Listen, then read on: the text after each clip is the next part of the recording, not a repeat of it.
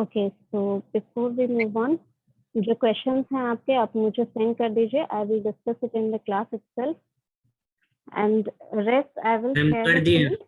हम. ठीक है, I will discuss it in the class.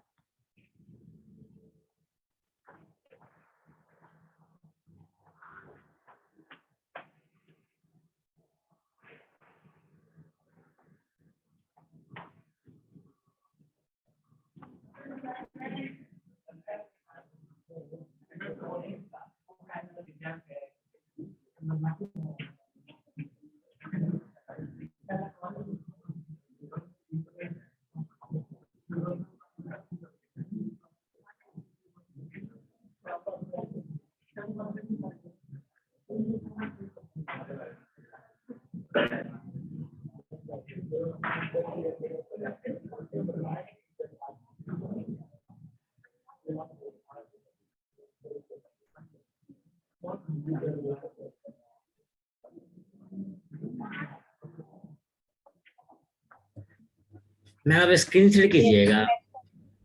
हाँ, एक मिनट बच्चे. रेस्ट ऑफ द स्टूडेंट्स, आप लोग ने ऐसे नहीं शो किया मुझे. मैंने जो टॉपिक दिया था ऐसे लिखने के लिए,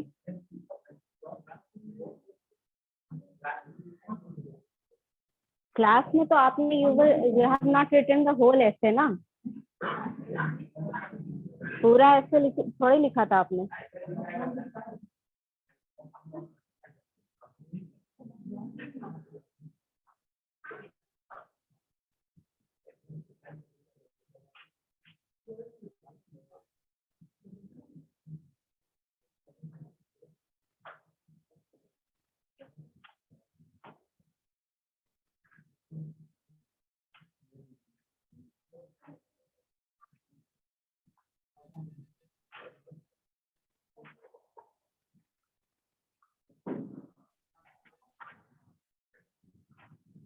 यस, 1 मिनट. आपने जो क्वेश्चंस मुझे शेयर किए हैं, मैम वेटिंग रूम देख लीजिए। 1 मिनट बच्चे. ये क्वेश्चन एप्टीट्यूड के हैं. ये सारे क्वेश्चंस आपके या तो रीजनिंग के हैं या तो एप्टीट्यूड के हैं. तो आप इंग्लिश टीचर से क्यों पूछ रहे हो ये? हमें एक इंग्लिश का क्वेश्चन है उसमें पैराग्राफ वाला, सेंटेंस ऑर्डरिंग वाला जो है। 1 minute. Sentence ordering.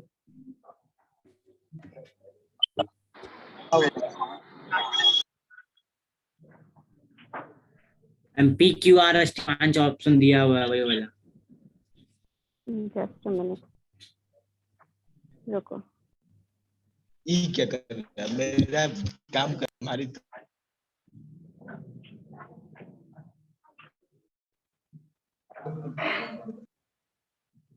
Okay, there is one question.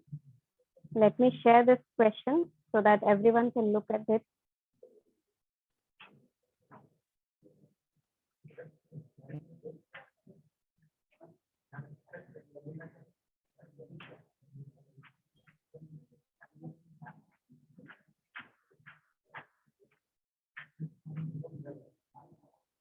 Yes, question देखिए. I have shared the question. It is not really much clear, but आप स्क्रीन जूम करके देख सकते हैं. अब वो नहीं दिख रहा है, वो क्लियर नहीं है इसीलिए नहीं दिख रहा है, बट आप एटलीस्ट इसको कर सकते हैं. There are 5 sentences. PQRST, there are 5 sentences. You have to arrange these sentences into a meaningful paragraph. ऐसा एक क्वेश्चन हमने लास्ट क्लास किया था, राइट?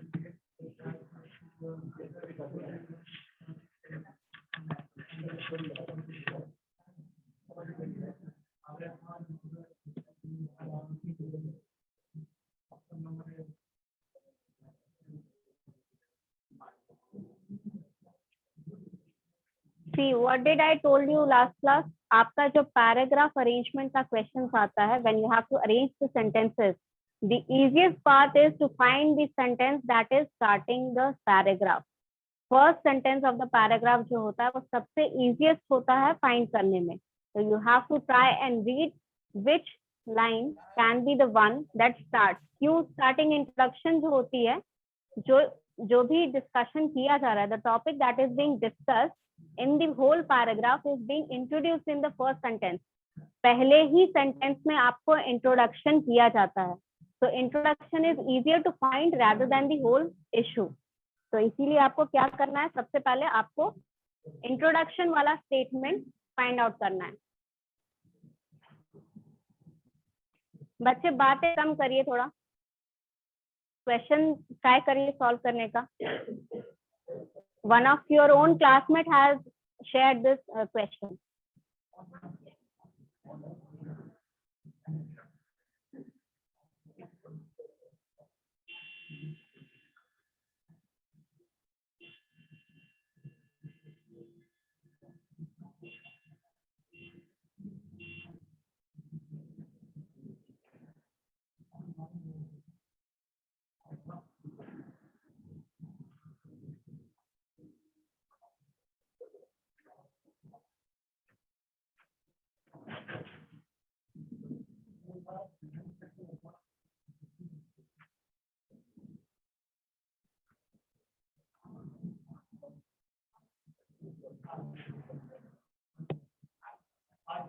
इतनी खुशी लाइट आने पर क्यों?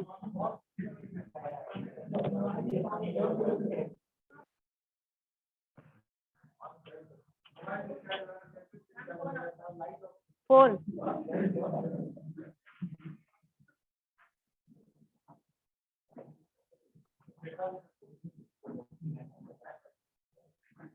Okay, how can you be sure that 4 option is correct? A. क्यों?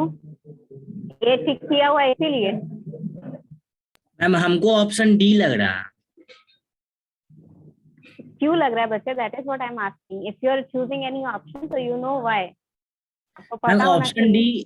ऑप्शन डी इसलिए क्योंकि इसका स्टार्टिंग आर है और आर में जो सेंटेंस है उस सेंटेंस के लास्ट में लिखा हुआ written by 2 brilliant British cultural critics, और 2 ब्रिलियंट जो लिखा है उस बुक्स का नाम यहाँ एस और टी में जिक्र किया गया है, ब्रेव न्यू वर्ल्ड, और टी में दिया है 1984, और फिर उसी टी से रिगार्डिंग दिया हुआ है मेरा सेंटेंस क्यू कि अमेरिकन जो था उसको गलतफहमी से कुछ लिया, डरा, और ऑप्शन पी में दिया हुआ कि after all the cold war had made communism, इसीलिए. बट हम श्योर नहीं है.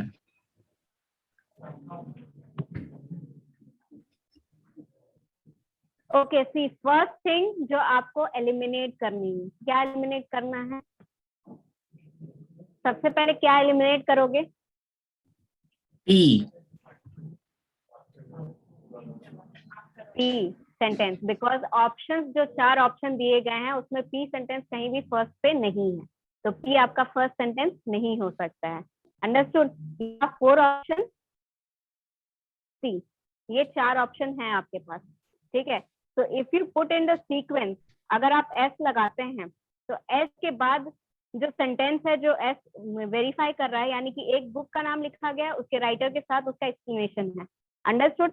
Same sentence is written in the T, another book is mentioned with the writer and with the information of the book. ये दोनों ही sentences साथ में होने चाहिए. अंडरस्टूड? तो जब जहां पर ये दोनों सेंटेंसेस साथ हैं, यानी कि एस और टी जहां साथ है, वो ऑप्शन करेक्ट हो सकता है. तो there are first sentence, first option तो कभी करेक्ट नहीं होगा. Option A will not be correct because S and T should be together. Okay, now 3 option बच गए हमारे पास. फिर अब इसमें लिखा क्या है? क्यू जो है, क्यू एक तरह का एक्सप्लेनेशन है. After you have mentioned the name, right, उसके बाद एक एक्सप्लेनेशन है जिससे पहले कि आर आ रहा है, यानी कि क्यू और आर भी साथ होना चाहिए, राइट. तो क्यू और आर कहाँ पर साथ है?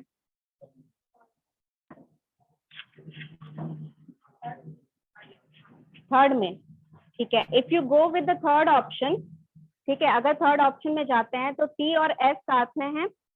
ठीक है, आर के बाद फिर क्यू आ रहा है, फिर पी आ रहा है. ठीक है, this can be a possible option. Next option क्या है आपके पास? R S T.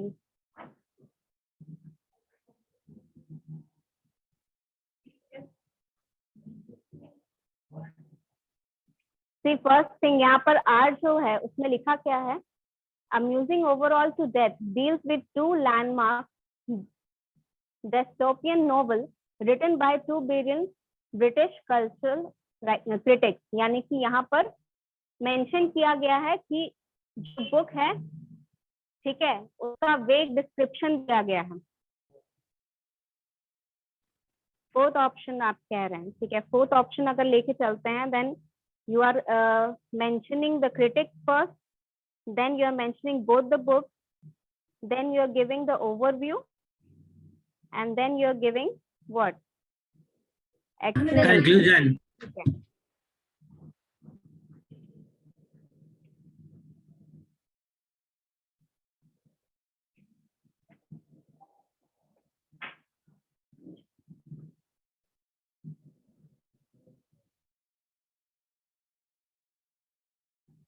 Yes, fourth option is correct.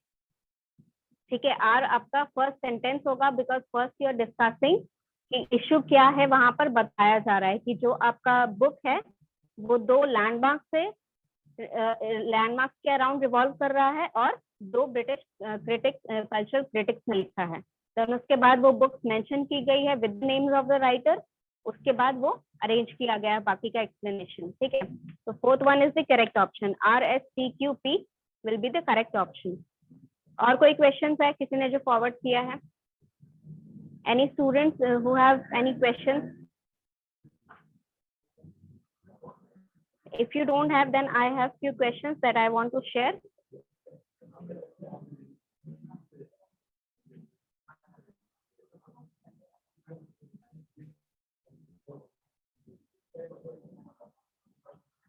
Yes, यहाँ पर नेक्स्ट क्वेश्चन देखिए, यहाँ पर आपको एक्टिव वॉइस में या पैसिव वॉइस में क्वेश्चन गिवन है, यानी कि क्वेश्चन जो है उसमें या तो एक्टिव वॉइस का स्टेटमेंट है या फिर पैसिव वॉइस का, और आपके ऑप्शंस में से उसको ऑपोजिट, यानी कि अगर एक्टिव वॉइस है तो पैसिव वॉइस वाला ऑप्शन चूज करना है, करेक्ट ऑप्शन, और अगर पैसिव वॉइस है तो एक्टिव वॉइस वाला करेक्ट ऑप्शन चूज करना है। Understood? Ma'am option C. Which could be C? Yes ma'am. Why? Ma'am because question में दिया हुआ वॉज प्लस V4 जो कि एक्टिव फॉर्म है, इसका पैसिव फॉर्म होता है वॉज बीइंग प्लस V3, तो बस ऑप्शन सी में है। ओके, जो आपका स्टेटमेंट है, सबसे पहले क्वेश्चन नंबर 1 में जो स्टेटमेंट गिवन है वो आपका सिंपल कंटिन्यूअस में है, प्रेजेंट कंटिन्यूअस में है। Mona was sorry past continuous में, Mona was writing a letter to her father, that means past continuous में है। ठीक है, तो यहाँ पर जब कंटिन्यूअस में स्टेटमेंट आपका एक्टिव में है तो पैसिव में भी कंटिन्यूअस में होना चाहिए, राइट? तो कंटिन्यूअस में जब आप एक्टिव टू पैसिव चेंज करते हो तो बीन लगेगा या बीइंग लगेगा? एन या BEING बीइंग, बीइंग लगेगा, right? A letter was being written by Mona to her father. Understood? Okay, next question, let me share it to you. कोई डाउट नहीं रखना है, ठीक है? ये सारा टेक्निकल टर्म्स ना आप लोग जानते हो, फिर भी ये क्वेश्चन ना, यही क्वेश्चन आ जाएगा ऐसा तो गड़बड़ करके आ जाओगे। अगर कोई डाउट है तो यहाँ पर सी द थिंग इज, यहाँ पर सिर्फ टेक्निकल नॉलेज चाहिए होता है आपको, ठीक है? हर चीज के लिए टेक्निकल नॉलेज चाहिए होता है। यहाँ पर क्या नॉलेज हो सकता है आपको? एक्टिव टू पैसिव जब चेंज कर रहे हो तो कौन सा टेंस किस तरीके से चेंज होगा, उसमें कौन सा स्ट्रक्चर रहेगा सेंटेंस का। अंडरस्टूड? इतना पता रहेगा तो you can answer this type of question. He teachers us grammar. D.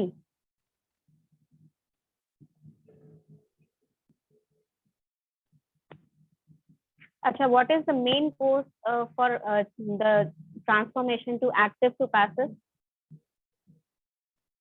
क्या मेजर चेंज होता है एक्टिव टू पैसिव में? Ma'am option A. क्या होता है? हिंदी नहीं मिला।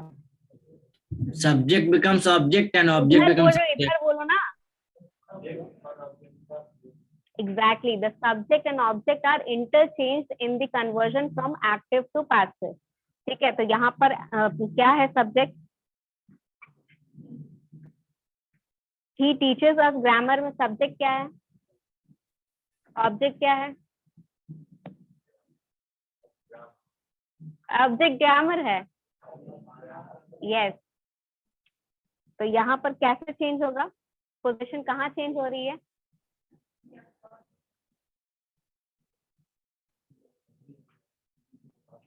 We are being taught grammar by him, क्यों नहीं होगा? कंटिन्यूअस में नहीं है, ठीक है। It was in simple past और you can say simple present. He teachers us grammar simple present में है, तो उसी फॉर्मेट में आपका चेंज होगा। We are taught grammar by him, option number D. Yes, question 3।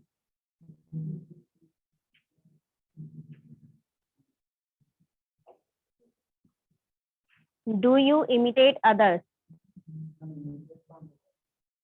नकल करना।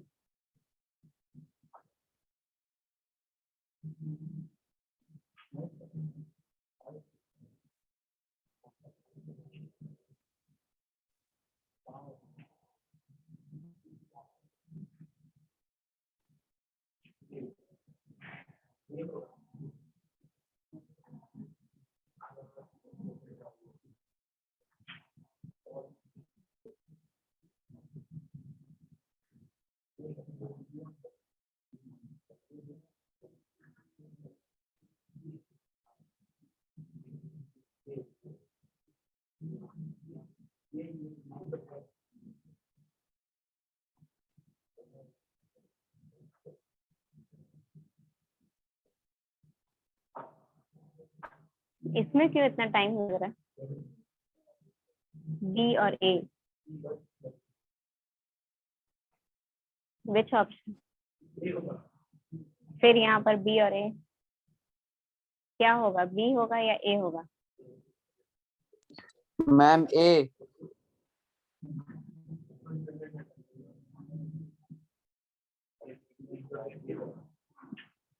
अच्छा, वर अदर्स बीइंग इमिटेटेड क्यों नहीं होगा और हैव अदर्स बीइंग इमिटेटेड क्यों नहीं होगा?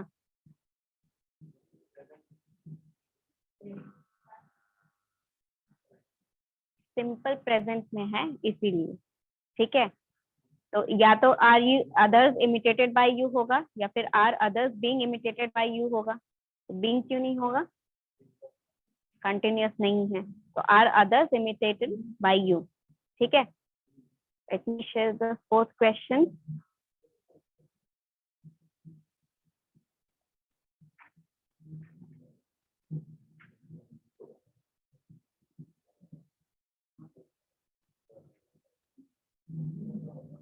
Yes.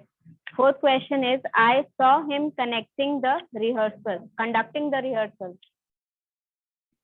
I saw him conducting the rehearsal.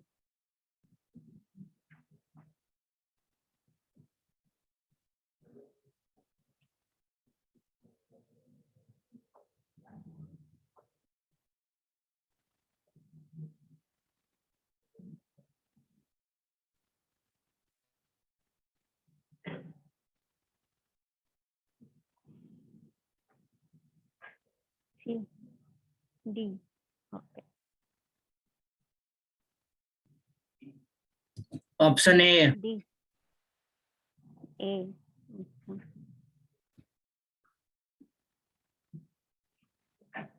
अच्छा, ये किस टाइप का क्वेश्चन है? पहले क्वेश्चन बताओ किस टाइप का ये? Simple past.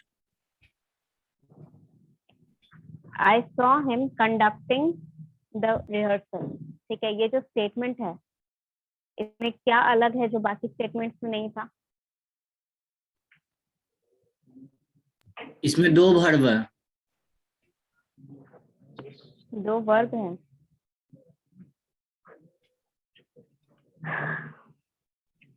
ये सेंटेंस जो है वो डायरेक्ट स्टेटमेंट है या इनडायरेक्ट? इनडायरेक्ट है। डायरेक्ट कैसे है? इनडायरेक्ट कैसे हुआ?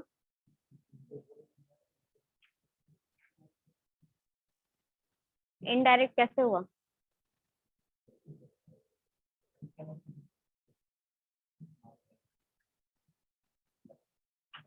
I saw him conducting the rehearsal. ये स्टेटमेंट जो है किसी ने तब बोला है when you become the third person, right. Direct statement क्या होता है कि जो जैसा स्टेटमेंट है उस तरह बोला गया है। For example, if I say that you have to submit an assignment, तो आप जब अपने फ्रेंड को बताओगे कि ma'am said you have to send the assignment, ये जो you have to send the assignment जो मैंने कहा वो डायरेक्टली कोटेड वर्ड्स में आएगा, that is your direct sentence. लेकिन अगर आप कहते हैं कि ma'am said that we have to send an assignment, इसका मतलब the quoted version is converted into indirect speech, ठीक है। द कोटेड वर्जन यानी कि मेरा जो डायरेक्ट स्टेटमेंट था उसने आपको इनडायरेक्ट में कन्वर्ट कर दिया, तो this is an indirect statement. तो इसका जब भी कन्वर्जन होता है तो जो पार्ट होता है दैट यू आर राइटिंग और यू आर स्पीकिंग, यानी कि आई सॉ जो वाला जो पार्ट है वो वैसे का वैसे ही रहेगा। अंडरस्टूड? तो I saw him conducting the rehearsal, यानी कि एक्चुअल आपका सेंटेंस जो कन्वर्जन आपको करना है that is him conducting the rehearsal. अब उसका क्या चेंज होगा? Him conducting the rehearsal is your actual statement that has to be converted. D होगा the rehearsal being conducted by him. I saw the rehearsal being conducted by him. ठीक है, क्योंकि again continuous में है। Understood? Have the box broken. यहाँ पर देखिए have the box broken क्या है, एक्टिव है पैसिव है? Have the box broken is active voice or passive voice? Active ma'am. Passive है, आपको एक्टिव में कन्वर्ट करना है। मैम पैसिव क्यों? पैसिव कैसे है? Have the box, पैसिव ऐसे है बच्चे की क्या यहाँ पर एक्शन किया जा रहा है, बॉक्स ब्रोक हो रहा है, ठीक है। तो सब्जेक्ट क्या है आपको पास? बॉक्स। बॉक्स है, राइट। तो इसको यहाँ पर कैसे आप चेंज करोगे? सब्जेक्ट को देखो, कोई भी स्ट्रक्चर हो, सब्जेक्ट का जो प्लेस है वो या तो ऑब्जेक्ट में जाएगा और जो ऑब्जेक्ट का प्लेस है वो सब्जेक्ट में जाएगा। तो यहाँ पर जब चेंजेस आ रहा है तो कैसे चेंजेस आ रहा है?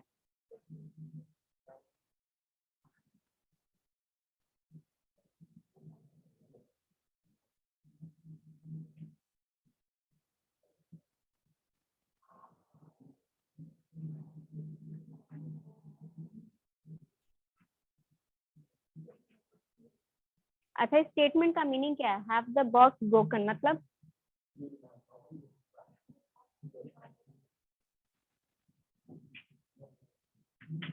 हैव द बॉक्स ब्रोकन, इसका मतलब क्या हुआ? क्या बॉक्स टूट चुका है? नहीं, हैव द बॉक्स ब्रोकन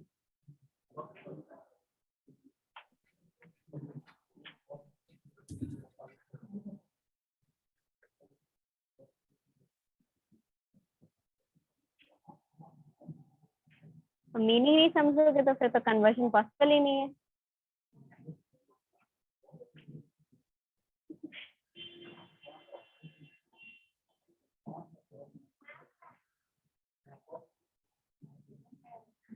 कौन है? Yes, what is the meaning have the box broken? क्या मतलब हुआ इसका?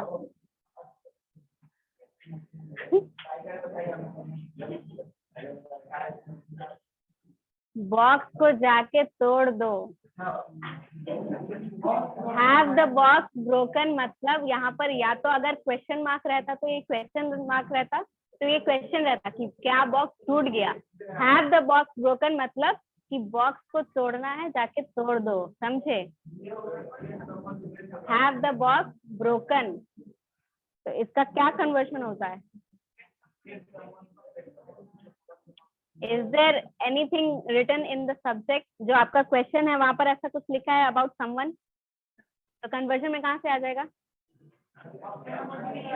जब आप एक्टिव टू पैसिव कर रहे हो या पैसिव टू एक्टिव कर रहे हो, आप एडिशन कैसे कर सकते हो सेंटेंस में?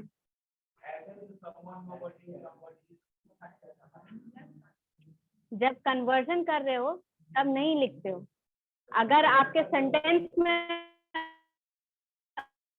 he have someone broke the box, तब आप लिख सकते थे he get someone broke to break the box. जब नहीं है आपके सेंटेंस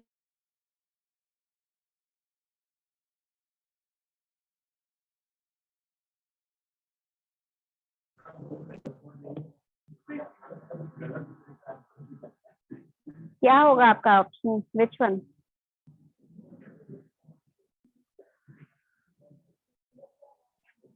यस, हाँ वो बता दी सही आंसर, तुम लोग खोजते रहो.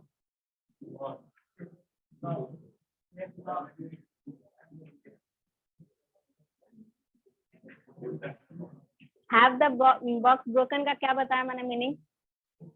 बॉक्स को तोड़ना है.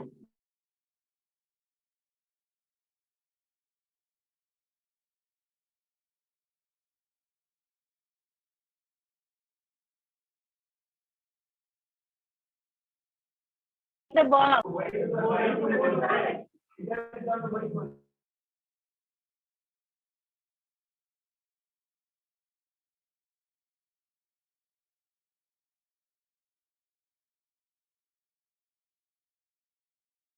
करते रहते था आंसर तुमको.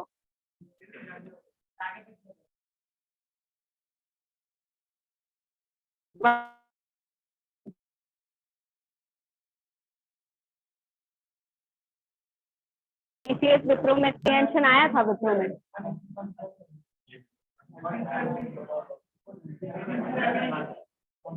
कॉम्प्रिहेंशन और जाके पीछे बैठ जाओ, एकदम बाहर निकल जाओ, एकदम बाहर निकल जाओ.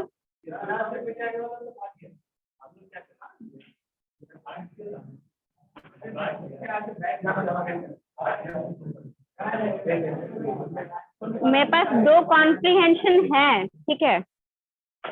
अगर शेयर करो तो सॉल्व हो जाएगा तुम लोग से.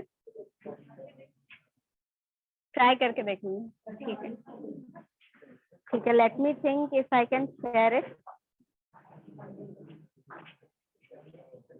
कॉम्प्रिहेंशन किसमें है? अच्छा, tell me one thing, comprehension passage किसी ने कभी सॉल्व किया पहले?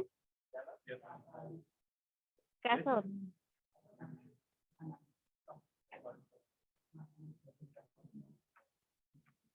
टाइम मिलता है उसमें भी रहता है टाइम.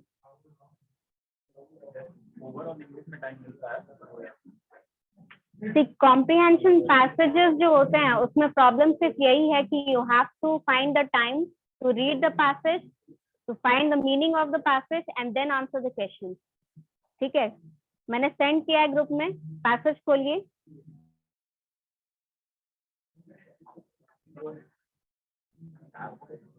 वर्ड डॉक है. अच्छा बच्चे, बहुत बड़ा पैसेज है. स्क्रीन शेयर करूंगी तो खुल गया.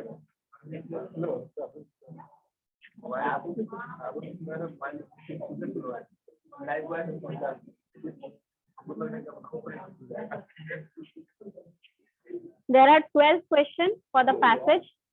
ठीक है, पैसेज आपको रीड करना है, समझना है. बच्चे पबजी बाद में खेल लेना.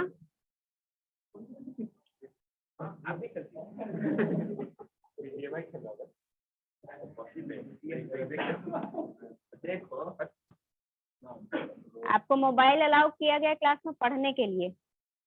There are the times when you can play the game.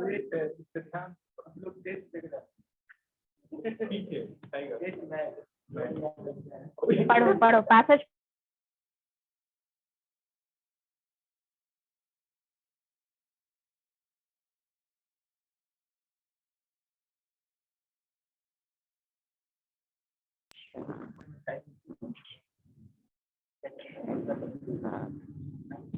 There are seven paragraphs.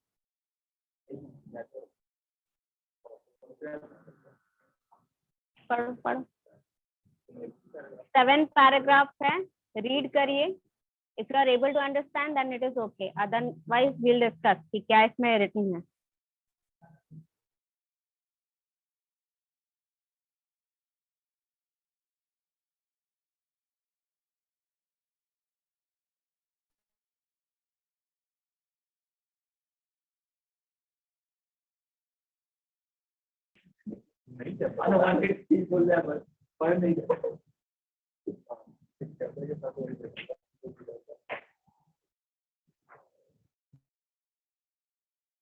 बड़ा ये सारे जो पैसेजेस हैं ये आपके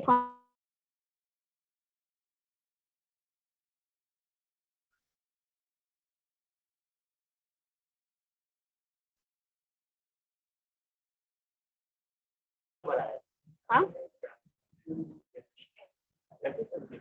ये 3 पैराग्राफ का पैसेज है।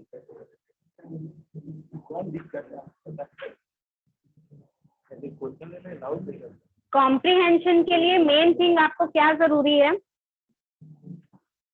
कैसे प्रैक्टिस करोगे कॉम्प्रिहेंशन का?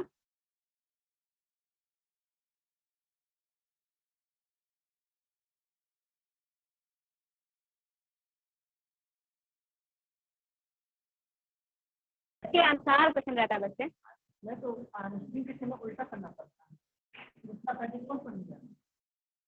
पॉसिबल है, उससे आंसर हो जाएगा सब। तो आज तक तुमको ठीक है, इसमें करके देखो।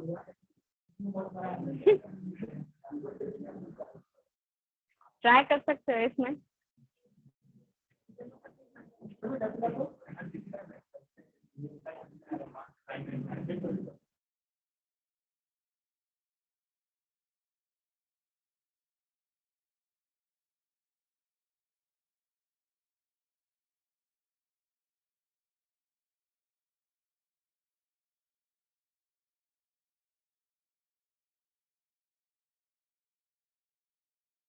कॉम्प्रिहेंशन पैसेज के लिए जब आप प्रैक्टिस करेंगे, you have to keep update with the newspaper.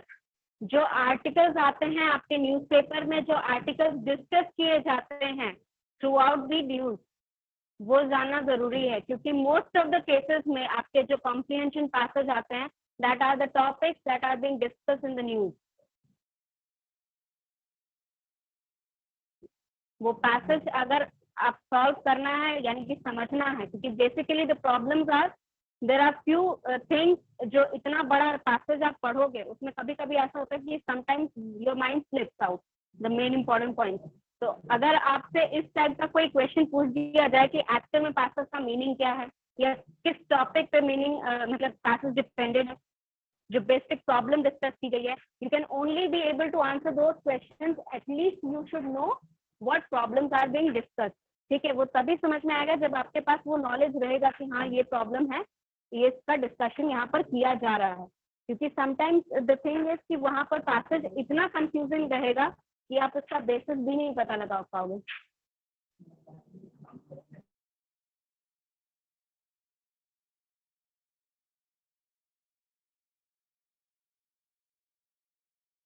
Passage में वो चारों इतने सिमिलर रहेंगे आपको कि चारों लगेगा कि यही ऑप्शन है।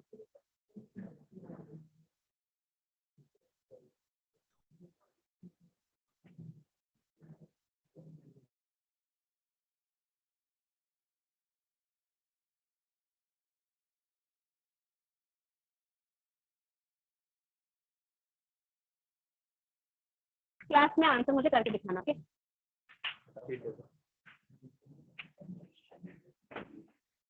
Any doubt?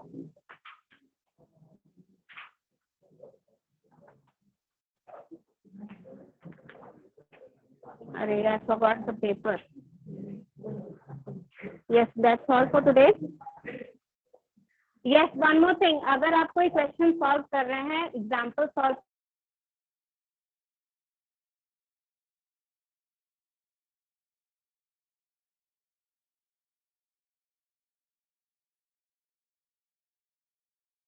कर लूंगी वो क्वेश्चन। ओके, हाँ बच्चे।